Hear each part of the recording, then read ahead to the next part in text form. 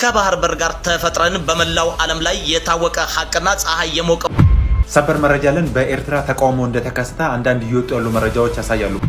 ወገና ያብዝገረባ ማዓልታት ምስ ክቡር ፕሬዝዳንታይ ክራኸበ እንኳን አሰብ ኤርትራና ኢትዮጵያ ፌክል ተገበረኝ ባንተ ጂታ ኢትዮጵያ የባህር በር በአሰብ በኩል ልታገኝ የሚችለው በምንድን ነው ብለህ የምታስበው? በጉልበት ጀነራሉ በጠላቶቻችን ሴራ ያጣነውን የባህር በር ለማግኘት ያውኑ ትውልድ ራሱን ዝግጁ እንዲያደርግም ላምታዚ ናይ ወይናይ ከይ መስለካትኩም ናይ ብርክት ወለሰብ ሰላምታይ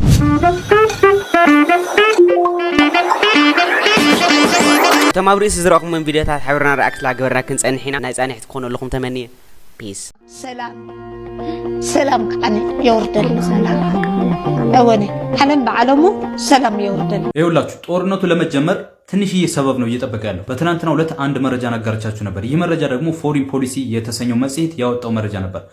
ነገር ግን አንፎርቹኔትሊ ቫይራል አልወጣም። ምክንያቱም አጋጣሚ የድሮ ኢሜጅ ነው ብዬ አንድ ዊፐን ያለው ኢሜጅ ከኋላ ባክግራውንድ ተጠቅሜ ነበርና ቲክቶክ ያዘው እና ፎሪን ፖሊሲ የሚባለው መጽሔት ያወጣው መረጃ ምንድነው የሚለው መሰላችሁ? በፈረንጆቹ በዚህ ዓመት በ2026 በዓለም ላይ ከምንመለከታቸው 10 ጦርነቶች መካከል አንዱ በኢትዮጵያና በኤርትራ መካከል የሚደረገው ጦርነት ነው ብሏል። መጽሔቱ ያወጣው መረጃ እንደሚያመለክተው እንግዲህ በሁለቱ ሀገራት መካከል ከመካሰስና ከቃላት ጦርነት ባለፈ አሁን ላይ እጅግ በጣም ከባድ የሚባል ውጥረት ነግሷል ነው ያለው። መጽሔቱ ቀጠል አድርጎም በዝርዝሩ እንደገለጸው ከሆነ ዓለም አቀፉ ማህበረሰብ በሌሎች ክራይሲሶች ቀልቡ ስለተወሰደ ነው እንጂ በሁለቱ ሀገራት መካከል ያለው ጉዳይ እጅግ በጣም ከባድ ነው ሲል ገልጿል። በኢትዮጵያና በኤርትራ መካከል ያለው ጦርነት ከተጀመረ ከሀገርና ሀገርነት አልፎ ክልላዊ ማለትም የአፍሪካ ቀንድ ጦርነት ሊሆን ይችላል ብሎ ገልጿል። ከዛ በዘለለ ደግሞ ይህ ነገርማ እውነት ነው እንድል ያደረገኝን ነገር ልንገራችሁ። በመከላከያ ሚኒስቴር የውጭ ግንኙነት ኃላፊና ወታደራዊ ትብብር ዋና ዳይሬክተር ሜጀር ጀነራል ተሾመ ገመቹ እንደተናገሩት ከሆነ ኢትዮጵያ በታሪካዊ ጠላቶቿ የተወሰደባትን የባህር በር ለማስመለስ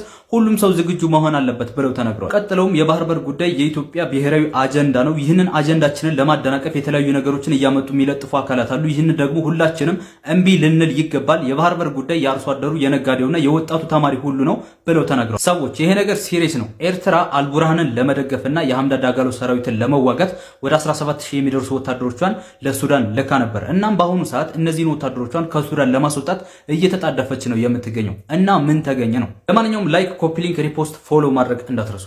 የባህር በር ለኢትዮጵያችን ታዲያ ምንዋ ነው? አሁን እንመልስ፣ እናግኘው፣ ሪጌን እናድርግ ስንል ምናችን ነው? የመጀመሪያው ነገር ይሄ ጉዳይ የኢትዮጵያ ብሔራዊ አጀንዳ ጉዳይ ነውና ማንም ከዚህ ጋር እየለጣጠፈ ሊያደናግረን ቢሞክር ወግድልኝ፣ ይሄ የብሔራዊ አጀንዳ እንጂ ከነዚህና ከነዚህ ጉዳዮች ጋር የሚገናኝ አይደለም ብለን ልንሟገትና እርስ በራሳችን በዚህ ጉዳይ ልንተናነጽ ይገባል።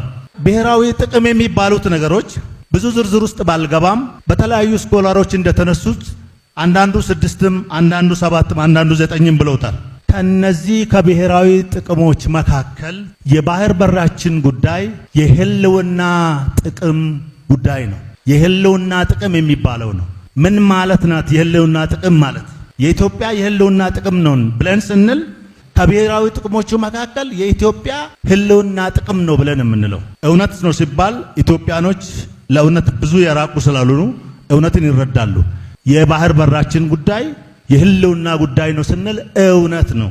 ህልውና ነው ሲባል ብሔራዊ አጀንዳ ነው፣ ሰርቫይቫል ነው ስንል ቤታችን ነው የሚገባው። የአርሶ አደሩ ቤት ይገባል፣ የነጋዴው ቤት ይገባል፣ የወጣቱ ቤት ይገባል፣ የተማሪ ቤት ይገባል። ሁሉም ጋር ነው የሚገባውና ብሔራዊ አጀንዳ ነው የሚለውን በደንብ መያዝ አለብን። አሁን ያለብንን ተግዳሮት አሁን ያለው ትውልድ ተሸክሞት ካላለፈ ለማንም የምንሰጠው ዕዳ ስላልሆነ ተሸክመ ነው የሚመጣው ትውልድ አሁን እኛ የተሸከምነውን መልሶ እንዳይሸከም ማድረግ መቻል አለብን። እውነት ነውና ጨከን ብለን ሰብሰብ ብለን ብሔራዊ አጀንዳ ነው ብለን እንሻገረዋለን ብለን እናገኘዋለን ብለን ነገ ቀን ይወጣልናል ብለን ይለወጣል ይሄ ጉዳይ ብለን በተለይ ዓለም ከኛ ጋር ቆሟል የሚለውን ሰንቀን ይሄን ነገር እጃችን ላይ ማስገባት አለብን። ባንተ ጂታ ኢትዮጵያ የባህር በር በአሰብ በኩል ልታገኝ የሚችለው በምንድን ነው ብለን የምታስበው? በጉልበት የሚመስል በዋር ማለት ነው። ዋር ነው የሚሆነው። ግን ዋሩ ኤርትራ ያንን የሚመልስ አይነት አቅም አላት ብዬ ስለማልገምት አንደርማይን ያረባት ሊመስል ይችላል ይሆናል ግን በቁጥሩ በጉልበት ይሄንን አይደለም እኔ ሌላው ጉልበተኛው ሊያወጣው እንደሚችል ገምታለሁ ግን ምን ነው ካስታ የሆነ አካል ተባለኩ በቃ አንድ ሀገር በሪ ወጣና የለም ዶክመንት ማለት ሰጣቸው አናውቅም እኮ አለ ከታመጣለች ስለዚህ ሰላም ነው ስማርት ፎር እንዴት ላይሆን ይችላል ምን ማለት ነው እኔ ማርካለሁ ገብቶሃል እኔ እናንተ ብንሆን የምንለው እንትን ነው ግምት ነው በቃ ላይ ቆጣ ይሄ ኳስ በቃ ማለት እነሱ ራሱ ላይ ገቡ ስለዚህ ምን ትላለህ ወይ አንተ አይተኸው አታስፈራህ እንደራል በቃ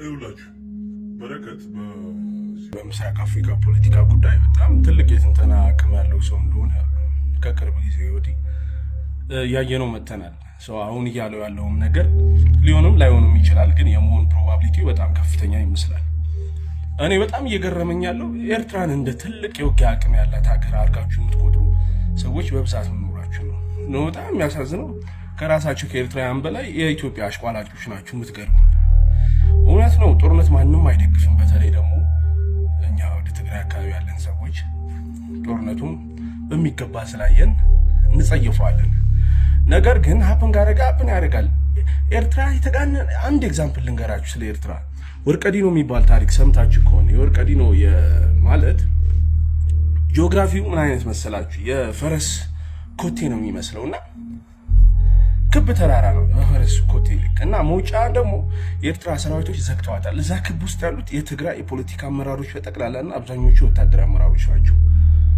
ሶ አጎች እዛ ስንጠይቃቸው ደብረጽዮንን ደገታቸውን በእጃቸው ነው ይዘው ብለው ገመድ ይዘውላ ይዛቱ ነበር የሚያልፉት እና ያ ቦታ እንኳን አይደለም ተዋግተ ከበባን ሰብረ ልትወጣበት ይቀርና ለመራመድ ራሱ በጣም የሚያዳግት አካባቢ ነው አሸዋ ነው በጣም ፀሐያማ ነው እግር እየሰመጠ አሸዋ ላይ ነው የምትሄደው ይኸውላችሁ እንደዛ ተመክቶ ያንን ከበባ ያደረገ የኤርትራ ሰራዊት 3 ቀን በየመንገዱ የሰለጠነ ቲዲኤፍ ሰብሮት መሪዎችን ከነ አስጠብቆ ይወጣው ኤርትራውያን ሁሌም በሆነ ኃይል ትከሻ ታዝለው ነው እንቅስቃሴ የሚያደርጉት ብቻቸውን ያሳኩት ውጊያ የለም I'm sorry ኤርትራውያን ስል ያው ሻዕቢያ ማለት ነው የሻዕቢያ ሰራዊት ሶ ወደፊት በሰፊው የምናወራው ነገር ሊኖር ይችላል ስለ ሻዕቢያ አቅም ግን የሻዕቢያ ሰራዊት በጣም ኋላ ቀርና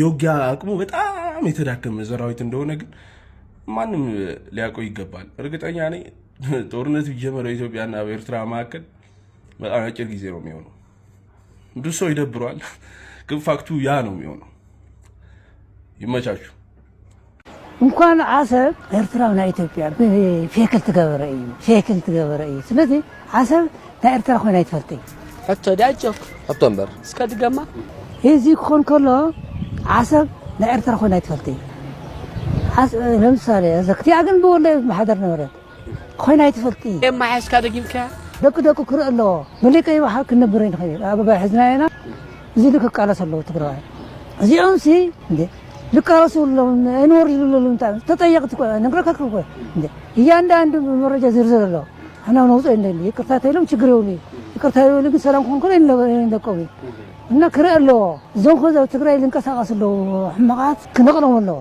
منهم كلا كي خيروا كنقلوا لي واللي بعد كنقل الله فلا أنت شمو خوين كلهم فوقهم الله قالوا ولا ذا كي بحرم زيرو عين سناي إن لا قوي ما فاز أيترفي تيو هي ونحن يخونا كن بجفت بكاسة خوني واللي بسرو عدنا يا بحرنا يا كلنا يرقفنا له نقول له تقرأ إيش كارس الله نحس البوليتيكا يخايفنا لازم إثيوبيا تعليلو زينات وخنتي تخدين دولو عشا البشاشة مبار أبقى سبات قينات كله نيوز بالحطم العالو يترفون بوحدو دا عقل تبت سقوم تخوص دخالي دا رئيس عريت بقول قبري خالي وزبل سخفت اي تسانن بوغنا يا بصغربا معلتات مسكبور بريزيدنتي كراخ بعد الرخيبه نيره افتحت صار اعلان نزانا يقل سبات حطو وصاب بللو بفخرة ود بشاشة سخفتا زحدروا سبات اللو بمغنيات حدش عمد كم زعينة سكفتا نزلوهم سبات بحفش ما نهزب إرترا انتاي ملأخت لك كبر بريزيدنت إليو تملسو حد صاري نيرا نهزب إرترا قسن بلو قسن إذن فيدلات سلستين ملأختن عميقي عبيت عزبتي لعل بقعد زحمرتو سليا وحبريتان ودعوت انتان زم بقسيو قزيف ملأختي لك أكنت زي كنتيتو تخدينو التحمشة شقوبية ود بشاشاون بهزب إثيوبيا تراي زي كونه بقول هزبتات الزوبات فنفينو ارتفشال كنتيتو تمنتلو أو ودكاتي ركب سلازي أنتم ود بشاشانا بإرترا قينات كي خفت سقات زلكم كبور بريزيدنت هاجري قسن إلوكم الله قال بقالا إذا أمالي أي جريات الله إلوكم الله حزب إرترا قسن إلكا بالإفتح لفلي ሰበር መረጃለን በኤርትራ ተቃውሞ እንደተከሰተ አንዳንድ እየወጡ ያሉ መረጃዎች ያሳያሉ። በሰዓት ኤርትራዋ ጋሽ ባርካ ክልል ውስጥ የሚኖር ያፌት የማን የተባለ ወጣት በመንግስት ወታደሮች መገደሉን ተከትሎ ነው ይሄ ተቃውሞ የተከሰተው። እንግዲህ የዛ አካባቢ ተወላጅ የሆኑና ነገር ግን ኑሯቸውን በውጭ ሀገራት ያደረጉ የዛ አካባቢ ተወላጆች ለቢቢሲ ትግርኛ እንደነገሩት ከሆነ ያፌት የማን የተባለ ወጣት አባቱ የማነ በእስር ቤት የሚገኝ በመሆኑ ከሰል እያከሰለ ቤተሰቦቹን የሚያስተዳድር ወጣት ነው። ታዲያ ወጣቱ ከሰሉን ለመሸጥ እየሄደ በነበረበት ወቅት ነው በወታደሮች መገደሉን የተነገረው። ታዲያ በዚህም የተናደዱና የተበሳጩ የአካባቢ ሰዎች ተቃውሞ በማሰማታቸው 80 የሚደርሱ የአካባቢ ሰዎች ወታደራዊ እስር ቤት እንደገቡና ከዚህ ጉዳይ ጋር በተያያዘ ማለትም ከወጣቱ ግድያ ጋር በተያያዘ ጉዳዩን የሚያወሩ ሰዎችንም ጭምር ወታደሮቹ እያደኑ እያፈሱ እንደሆነ እየተናገረ ያለው በዚህ ሰዓት ለመላው ኢትዮጵያውያን መልእክት ተላልፏል። ጄኔራሉ ሁሉም ኢትዮጵያውያን ይዘጋጁ ሲሉ መልእክታቸውን አስተላልፏል።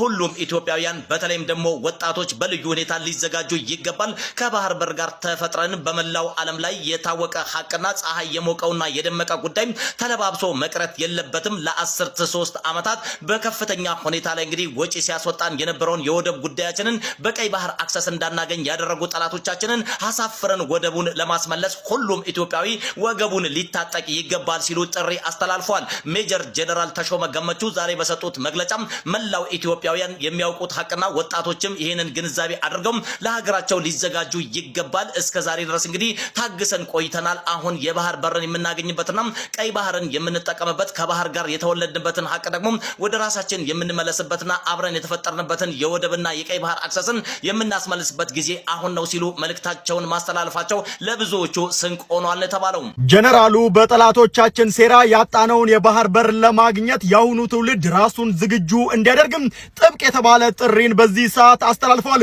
እኚህ የምትመለከቷቸው ሜጀር ጀነራል ተሾመ ገመቹ ናቸው። ታዲያ አሁን ላይ በጠላቶቻችን ሴራ የባህር በር አተናል፣ ይሄንን ለማስመለስ ደግሞ ይህ ትውልድ ዝግጁ ሊሆን ይገባል ሲሉ መልእክታቸውን አስተላልፈዋል። በመከላከያ ሚኒስቴር የውጭ ግንኙነትና ወታደራዊ ትብብር ዋና ዳይሬክቶሬት ሜጀር ጀነራል ተሾመ ገመቹ ኢትዮጵያ ስትፈጠር ጀምሮ ከባህር በር ጋር ስለመፈጠሯ ምስክር የማያስፈልገው ፀሐይ የሞቀው እውነት እንደሆነ ኢትዮጵያውያንም ሆነ ዓለም የሚያውቀው ሐቅ ነው ብለዋል።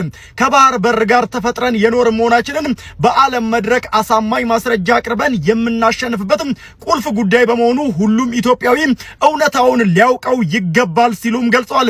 ታዲያ ኢትዮጵያ በጠላቶች ሴራ ያጣችውን ይህንን የባህር በር ለማግኘት የአሁኑ ትውልድ ራሱን ዝግጁ ማድረግ እንዳለበትም ሜጀር ጀነራል ተሾመ ገመቹ ገልጸዋል።